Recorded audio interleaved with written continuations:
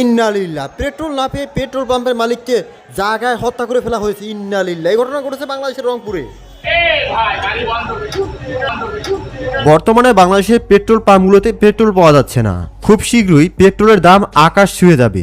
Bangladesh petroleum corporation জানিয়েছেন আগামী মাসের 1 তারিখ থেকে প্রতি লিটার পেট্রোলের দাম হবে 350 টাকা এবং অকটেনের দাম হবে প্রতি লিটার 400 টাকা। কিন্তু আপনি কি জানেন এই পেট্রোল কিভাবে তৈরি করা হয়? জানলে অবাক হয়ে যাবেন। মাটির নিচ থেকে পেট্রোল উত্তোলন করার সময় প্রতি বছর শত শত শ্রমিক সেখানেই মারা যায়। হ্যাঁ, আপনি একদম ঠিকই শুনেছেন, শত শত শ্রমিকের মৃত্যু ঘটে এই পেট্রোল উঠাতে গিয়ে। আজ আমি আপনাদেরকে দেখাবো কিভাবে খনি থেকে পেট্রোল সংগ্রহ করা হয়। আমরা যে পেট্রোল এবং অকটেনকে রিফাইন করা পাই সেগুলো কিন্তু এত সহজে তৈরি করা হয় না। যখন সামুদ্রিক ঝড়ে জল টলমল করে তখন কি অবস্থা হয় সেখানকার ওয়ার্কারদের, বিশেষ করে ওএনজিসির ওয়ার্কারদের, সেটা দেখলে আপনার গায়ের লোম দাঁড়িয়ে যাবে। সমুদ্র থেকে পেট্রোল তোলার সময় কিছু কিছু সময় এমন জোরে, এমন ভয়াবহভাবে সামুদ্রিক ঝড় ওঠে যে ঝড়ে 30 থেকে 35 ফুটেরও বেশি উঁচু উঁচু ঝড় উঠে যায় এবং 800 ওয়ার্কার সেখানে কাজ করছিল।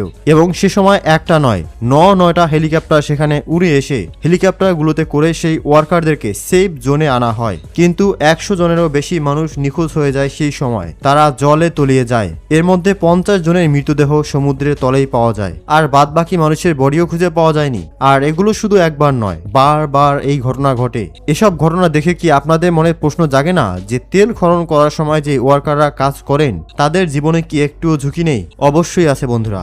আপনি যদি একবার দেখেন যে কি কষ্ট করে তেল উত্তোলন করা হয় সমুদ্র থেকে, তাহলে আপনি বুঝতে পারবেন যে তাদের জীবন কোনো আর্মিদের জীবনের থেকে কম চ্যালেঞ্জিং নয়। এমন অনেক ফুটেজ এই ভিডিওতে দেখতে পাবেন। তাই সব কিছু জানার জন্য ভিডিওটি শেষ পর্যন্ত অবশ্যই দেখবেন বন্ধুরা, এবং ভিডিওটি দেখার পর আপনি চমকে যাবেন। বন্ধুরা, এমনটা বলা হয় যে আগে মাটি থেকে তেল বার করা খুব সহজ ছিল। মোটামুটি 100 বছর আগে মানুষ বলতো যে আমরা যেখানে দাঁড়িয়ে আছি তার নিচে একটু খোঁচা মারলেই তেল পাওয়া যাবে। আর এটাই ছিল সত্যি।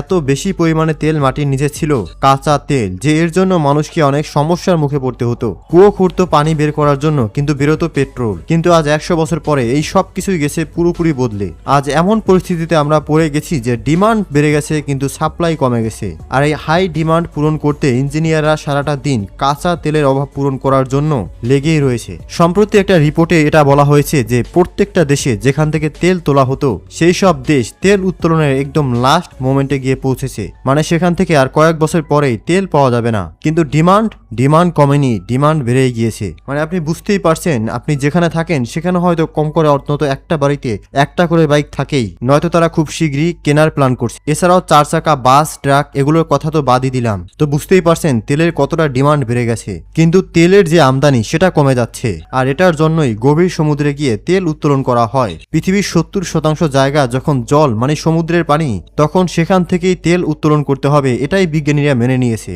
প্রথমে তেল উত্তোলন করার জন্য সমুদ্রের স্পেসিফিক জায়গাগুলোকে স্ক্যান করা হয় এবং বিজ্ঞানীরা বুঝতে পারে যে কোথায় তেল পাওয়া যেতে পারে, এবং সেখান থেকে একটা লম্বা মেশিন নিচে ঢুকে যায় এবং সেটাই খননের কাজ করে, মানে ড্রিলিং করে। আর তার জন্য প্রচুর পরিমাণে টাকা, পুরো সিস্টেমটাকে চালানোর জন্য প্রচুর পরিমাণে টাকার প্রয়োজন হয়। শুধুমাত্র টাকাই নয়, বুদ্ধিরও প্রয়োজন, যার জন্য দেশের বেস্ট ইঞ্জিনিয়াররা বসে আছেন। এবং এরপর প্রথমেই ড্রিলিং করা হয় এবং ড্রিলিং করে তারপর ধীরে ধীরে তেল বের করার প্রসেসটাকে চালু করা হয়। প্রথমে তো কাঁচা তেল পাওয়া যায়, যেই কাঁচা তেল কোনো কাজেই লাগে না, যেটাকে বিভিন্ন রকম উপায়ে রিফাইন্ড করা হয়। রিফাইন্ড করার পরে পেট্রোল, ডিজেল, কেরোসিন, অকটেন এই ধরনের পরিশোধিত তেলগুলো আমরা পাই। তো চলুন এবার তেল তোলার কিছু প্রসেস আপনাদেরকে বলি। বন্ধুরা, এখানে 2 রকমের মানুষজন কাজ করেন। একটা হলো অনশোর আর একটা হলো অফশোর। অনশোর মানে হলো সমুদ্র থেকে একটু দূরে, মানে কিনারাতে, দেশের মধ্যে যারা কাজ করেন। আর অফশোর মানে হচ্ছে দেশের বাইরে সমুদ্রের উপরে যারা জলের উপর ভেসে ভেসে কাজ করেন, মানে পুরোপুরি ঢেউয়ের উপরে যারা ভেসে থাকেন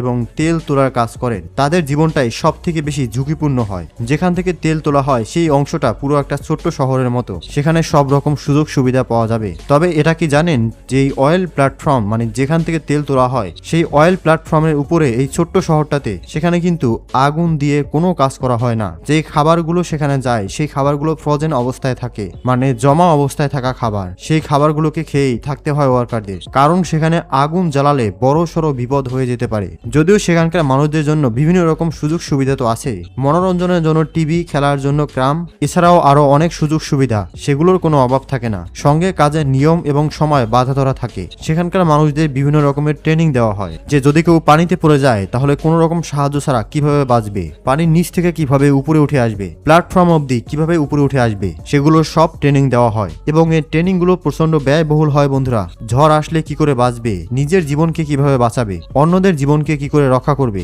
সেটারও ট্রেনিং দেওয়া হয়। এমনটাই হয় সেখানে কাজ করা কর্মচারীদের জীবন। এই তথ্যগুলো হয়তো আপনারা অনেকেই জানতেন না। তবে বর্তমানে বাংলাদেশের পেট্রোলের সংকট নিয়ে আপনার কি মতামত তা আমাদেরকে অবশ্যই কমেন্টে লিখে জানাবেন। ধন্যবাদ।